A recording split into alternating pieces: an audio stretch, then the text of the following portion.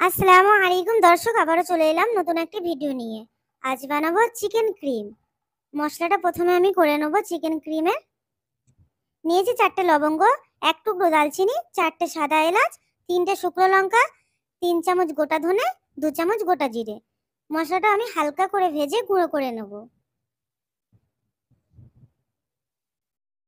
মশলা আমার ভেজে গুঁড়ো করা হয়ে গিয়েছে। অন্য একটা প্যান বসিয়ে দিয়েছি সরষের তেল, দিয়ে দেবো পেঁয়াজ কুচি। পেঁয়াজ কুচিটা আমি হালকা ভেজে নেব। দেব নুনটা দিয়ে আবারও আমি 1 মিনিট ধরে ভেজে নেব। দিয়ে দেবো চিকেনটা দিয়ে একটু আমি ঢাকা দিয়ে রাখবো।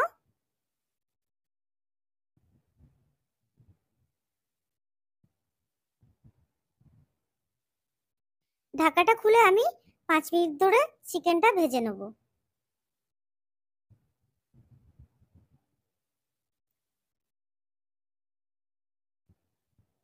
পাঁচ মিনিট ধরে আমার চিকেনটা ভালো মতো ভাজা হয়ে গিয়েছে। দেব আমি ভেজে রাখা মশলাটা, দিয়ে আবারও চিকেনটা 1 মিনিট ধরে ভেজে নেব। দিয়ে দেবো আদা রসুন শুকনো লঙ্কা বাটা। দিয়ে দেবো হলুদ গুঁড়ো 3 চামচ, ছোট চামচের। আবারও মশলার সঙ্গে আমি ভালো করে চিকেনটা মিশিয়ে নেব।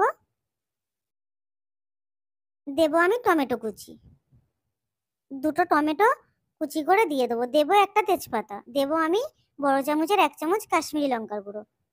মশলার সঙ্গে আমি চিকেনটা 10 মিনিট ধরে কষিয়ে নেব। চিকেন আমার 10 মিনিট ধরে কষানো হয়ে গিয়েছে।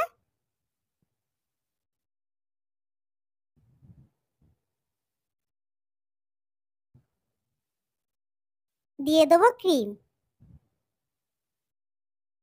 ফ্রেশ ক্রিমটা দিয়ে আমি আবারও 5 মিনিট ধরে কষিয়ে নেব।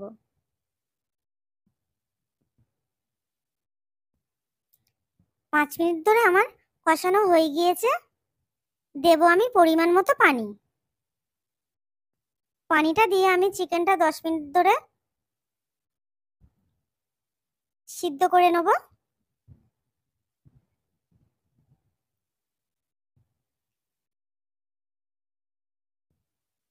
ফিরে এলাম 10 মিনিট পরে।